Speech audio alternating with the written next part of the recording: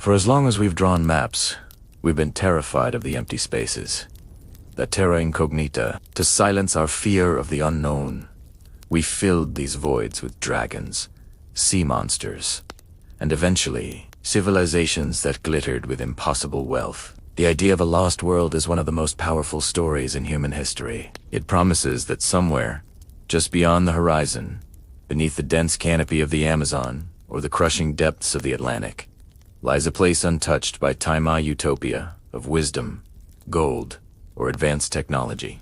But when we peel back the layers of adventure novels and pseudoscience, what's actually there? Is there any geological or historical truth buried in these fantastic tales? To find the answer, we have to travel not just across the globe, but deep into the human psyche, dissecting two of the most enduring myths: the golden shimmer of El Dorado and the sunken tragedy of Atlantis. For centuries, European explorers hacked their way through the green hell of the South American rainforests, driven by a fever dream, a city built entirely of gold. They called it El Dorado. Thousands died searching for it. Sir Walter Raleigh lost his son and his head chasing this fantasy. But the great tragedy of El Dorado is that the explorers were looking for a place when they should have been looking for a person. In the high Andes of present-day Colombia, the Muisca civilization thrived. They weren't builders of giant stone fortresses like the Incas, but they were absolute masters of goldsmithing.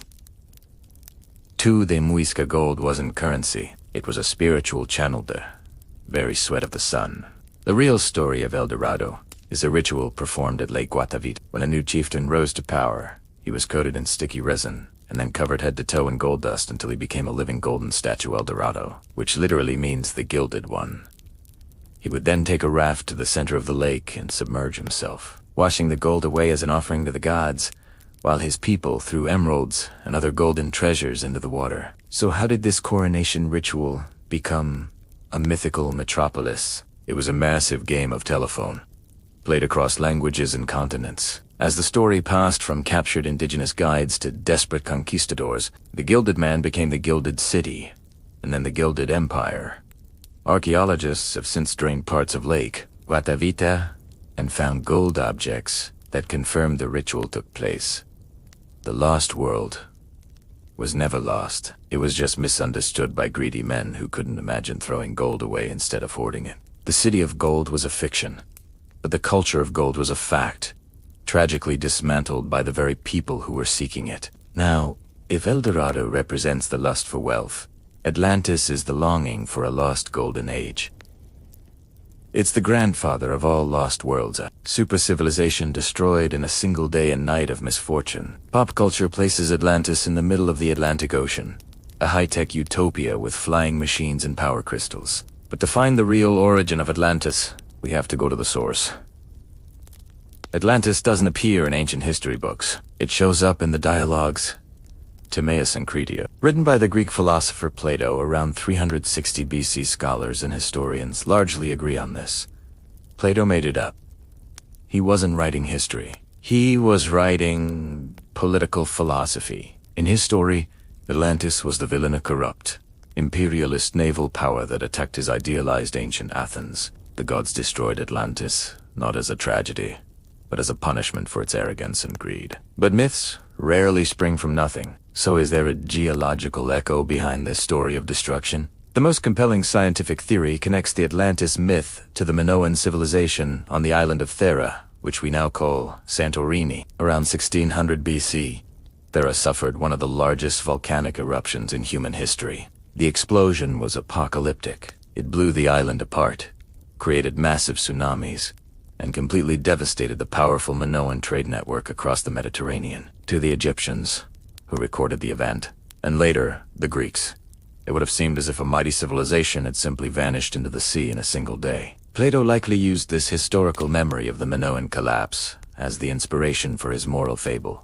Atlantis isn't a place waiting to be found. It's a memory of a real trauma, repackaged as a warning. So while we were busy chasing ghosts in the Atlantic and cities of gold in the mountains, we were walking right over actual lost worlds. For decades, Western science viewed the Amazon rainforest as a pristine wilderness, believing the soil was too poor to support large-scale civilizations. They argued that only small, hunter-gatherer tribes could possibly exist there. This was the counterfeit paradise theory. But in the last 20 years, technology has completely shattered this old idea. Using LiDAR, which is basically a laser-based radar, archaeologists have been able to digitally strip away the jungle canopy from the air. And what they found is shocking. Beneath the trees in Brazil and Bolivia lie vast networks of geometric earthworks, fortified settlements, and wide causeways, connecting what can only be described as garden cities. These weren't stone cities, like Rome or Tanakh. They were organic cities built from earth and wood, designed to work with the environment. Even more incredible is the discovery of Terra Preta, or Dark Earth. The ancient Amazonians didn't just live in the jungle. They engineered it. They created a super fertile, man-made soil that allowed them to farm the Amazon intensively. It turns out millions of people lived there before European diseases tragically wiped out up to 95% of the population. We missed this entire lost world because we were looking for our definition of civilization stone ruins, like those in Egypt or Greece. We were so blinded by our own biases that we could unsee a civilization that worked with the forest, rather than tearing it down. So why do these narratives of lost worlds persist? Why do millions of people still believe Atlantis is hiding under the ice of Antarctica, despite satellite mapping and geological surveys? First, it's a rejection of the mundane. We live in a mapped world. GPS can pinpoint our location to within a few feet. There's a kind of existential boredom in knowing where everything is. Lost worlds re-enchant our planet. They offer the possibility that magic, or at least some great mystery, still exists. Second is the Golden Age fallacy. We are psychologically drawn to the idea of a fall from grace. We want to believe that in the past, we were better, smarter, closer to the gods. Believing in a lost advanced civilization allows us to feel that humanity is capable of a greatness that we've lost, but might one day regain. And finally, it's the comfort of simplicity. Real archaeology is messy. It involves broken pottery, soil samples, and complex theories. Lost world narratives are clean. They offer simple answers. Aliens built it, or the Atlanteans taught us. It's just easier to digest a fantasy than to study the complex, gritty reality of human history. In the end, our search for lost worlds reveals a simple truth.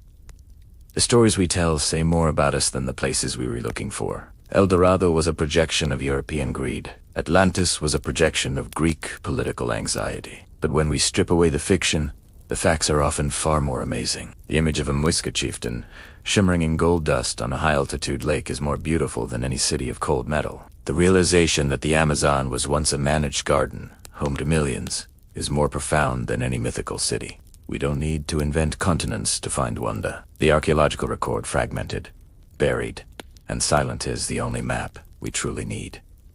The truth isn't lost. It's just waiting for us to ask the right questions. Thanks for watching, and if you enjoyed this journey, be sure to subscribe for more explorations into our incredible past.